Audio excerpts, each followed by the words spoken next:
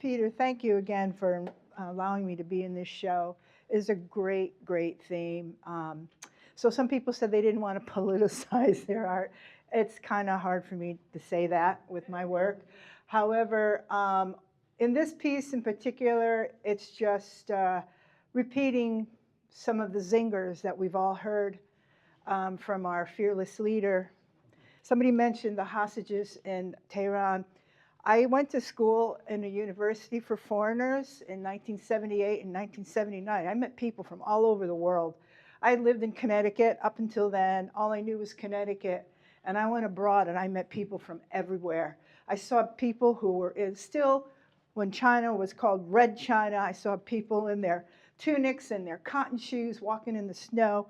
I met people from the Mideast, Greece, Italy. And I had good friends, dear friends from Iran. Some of them were Iranian Muslims, some of them were Armenian Orthodox Christians. And they came to Italy, where I was studying, to get the heck out of there.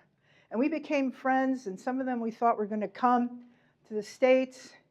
And I came back after my year abroad, and I walked into this campus center where there was a big television screen in 1979, and I saw the American hostages in the, from the embassy.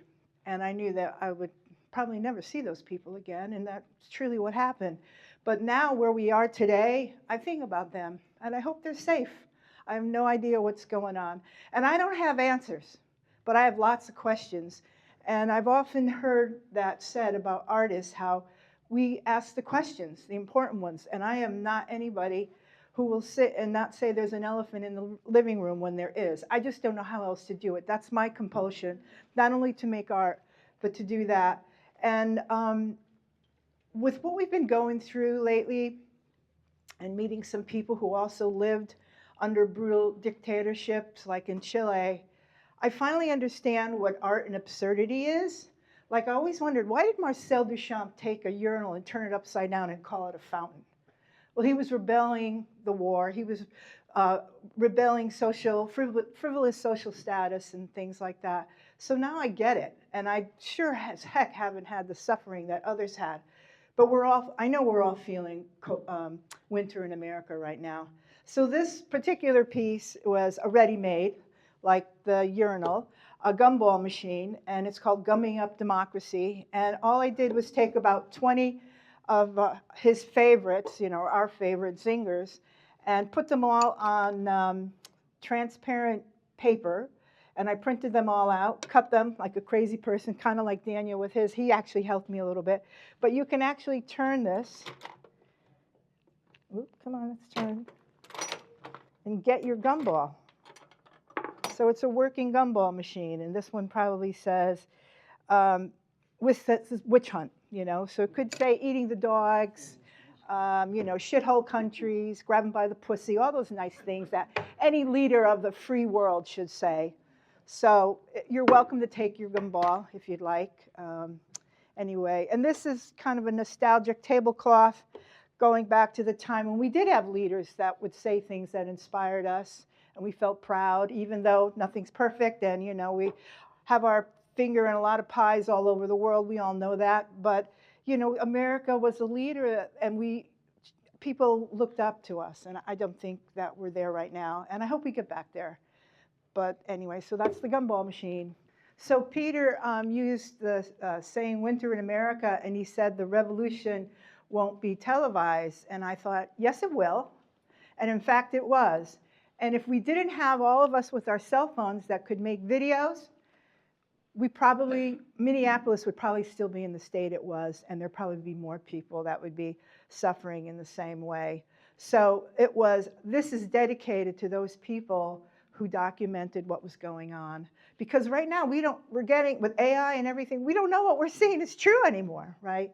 So Peter also had an idea that he wanted an igloo. You saw one somewhere, is that it? In Paris? And it was during a time when, like, Daniel was thinking about helping him make it, but he was going on a retreat, and Peter was going to be out of town, and I thought, well, let's do a ready-made. So I found this igloo, which is kind of like a little greenhouse online, Wayfair or something like that. And so before Daniel left, he put it together. And I wanted to tie in the theme of words, how words matter. And so again, and the idea of a snowflake, you know, liberals were called snowflakes and all that. So, and to make it, to underscore the winter concept, I thought this tree with snowflakes, again, with some of his top sayings was on there, like, when you're a star, you can do anything. Grab 'em by the pussy. Trump dementia syndrome, you know, all of those things that are said. Did you know there's ice melt called Roadrunner ice melt? It's got the Roadrunner on it. You know, when I was a kid, when I'd watch that, I used to think it's out in the West somewhere. Maybe it's near the border, you know, this poor guy running down the road. So I thought that was a perfect addition to have to it. And then someone who also is a videographer and a filmmaker in Bridgeport put together a compilation of some of the ice escapades, not ice capades, that have been going on. And so when you go inside, you can sit like you're in a little house, but we've all been invaded, our personal spaces, our minds, our emotions, our places where we live. You know, we're bombarded with this stuff. And so this was just, again, a reflection of what our winter in America is. There's a little kind of altar over here, and the Fantastic Four has the Flame. He's all orange. He's got big orange tuft of hair. And his chest, it said 4. So I just put a 7 on it. And then I made a little drawing of the Roadrunner, but it's got some guys in a truck, you know, with their guns coming down the road like they're the ice. So when you walk around again, you'll see some of his quotes, but also things like from 1984, reject the evidence of your eyes and ears. I was saved by God to make America great again. You know, the worst of the worst. And then one of the things that I saw on Kristi Noem's podium one day, which really freaked me out, was one of ours, all of yours, which comes right out of Hitler. You know, you take one of ours, we're coming for all of yours. And if that doesn't, I just got a chill. So if that isn't winter in America. But anyway, that's all. If anybody has any questions, don't yell at me. My family yells at me when I do this kind of work. They won't talk to me. They block me. Yeah. So that's another part of it, right?